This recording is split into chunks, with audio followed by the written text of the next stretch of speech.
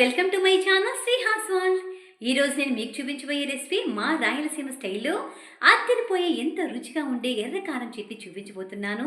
ఇడ్లీలోకి దోశల్లోకి చాలా చాలా టేస్టీగా ఉంటుంది. మీరు ఎప్పుడు ఈ రెసిపీ ట్రై చేయకపోతే మా రాయలసీమ స్టైల్లో నేను చెప్పే ప్రాసెస్లో ఈ ఎర్ర కారం చట్నీ చేయండి, అద్దరిపోతుందంతే.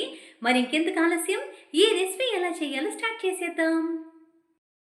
ముందుగా మనం పొట్టు తీసేసిన 10 వెల్లుల్లి రెబ్బలు, ఒక మీడియం సైజులో తీసుకున్న ఒక ఉల్లిగడ్డ, 2 టమాటో, 12 ఎండుమిర్చి తీసుకుందాం. చూస్తున్నారు కదా, ఇలా తీసుకున్న తర్వాత ఉల్లిగడ్డ టమాటాలను ఇలా మీడియం సైజులో కట్ చేసుకుందాం. తర్వాత మొత్తాన్ని మిక్సీ జార్లో వేసుకొని కొద్దిగా సాల్ట్ వేసుకొని మెత్తగా గ్రైండ్ చేసుకుందాం. చూస్తున్నారు కదా ఇలా. తర్వాత మనం స్టవ్ మీద కడాయి పెట్టుకుని అందులోకి 3 టేబుల్ స్పూన్స్ ఆయిల్ వేసుకొని ఆయిల్ వేడయ్యాక కొద్దిగా తాలింపు గింజలు, కరివేపాకు వేసి దూరగా వేయించుకుందాం.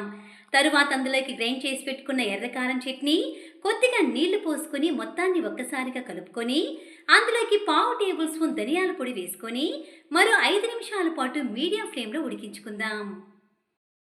5 నిమిషాల పాటు చక్కగా ఉడికిన తర్వాత ఇప్పుడు మనం వేడి వేడి ఇడ్లీల్లోకి దోశల్లోకి సర్వ్ చేసుకుందాం. ఎంత బాగుంటుందో మాటల్లో చెప్పలేను, చూస్తుంటే నోరూరిపోతోంది కదా. మీరు కూడా తప్పకుండా మా రాయలసీమ స్టైల్లో ఎర్రకారం చట్నీ చేయండి, చాలా చాలా టేస్టీగా ఉంటుంది. ఈ వీడియో కనుక మీకు నచ్చినట్టయితే లైక్ చేయండి, షేర్ చేయండి, సబ్స్క్రైబ్ చేయండి.